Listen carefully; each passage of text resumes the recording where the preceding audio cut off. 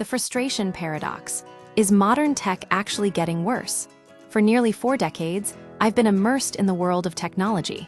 From the excitement of early Casio calculators to the demands of reviewing the latest smartphones and electric vehicles, tech has been a defining force in my life. Yet, a creeping sense of frustration has begun to overshadow that passion. The question isn't whether I dislike technology anymore. It's whether technology itself has become fundamentally more irritating, or if this is simply the cynicism of age. The broken promise of seamless integration, the core issue, is simple. Modern tech often fails to deliver on its promise of convenience. Game consoles require extensive downloads before play, Bluetooth devices disconnect randomly, and streaming services are plagued by connectivity issues. The experience is no longer about effortless enjoyment. It's about troubleshooting, patching, and accepting half-baked products as finished. Take the Xbox Series X or PlayStation 5. The excitement of firing up a game is often replaced by staring at progress bars while updates install. This isn't an isolated problem.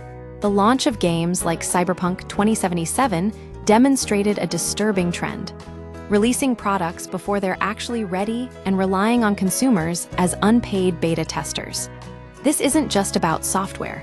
Wireless earbuds, despite their convenience, suffer from intermittent connectivity and synchronization errors. Audio systems, like the Apple HomePod, disconnect mid-song, and Bluetooth connections in cars frequently forget devices entirely. These glitches aren't minor inconveniences. They erode trust in a system that should simplify life. The allure of analog revival in contrast, older technologies often work exactly as intended. The author's recent return to vinyl records illustrates this perfectly. Unlike digital streaming, a record player doesn't require establishing wireless connections or battling software bugs.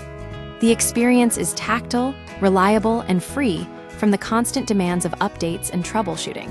This isn't a sentimental preference for warmth or character, but rather a recognition that some technologies simply work without requiring endless maintenance. The act of browsing record stores and listening to full albums offers a more deliberate, satisfying experience than the endless scroll of digital playlists. The age factor and shifting priorities at 37, there's a natural inclination towards nostalgia. But this isn't simply about rejecting new technology. It's about recognizing that the relentless pursuit of innovation has often come at the expense of reliability and user experience. The author's own embrace of film photography alongside high-end digital cameras underscores this point. Sometimes, less is more. The frustration isn't about wanting to return to a simpler time, but rather about demanding that technology live up to its potential. We pay for convenience, not for constant struggle against buggy software and unreliable connections.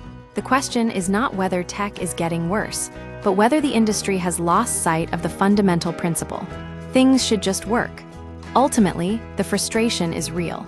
It's a valid response to a world where technology has become more demanding than liberating.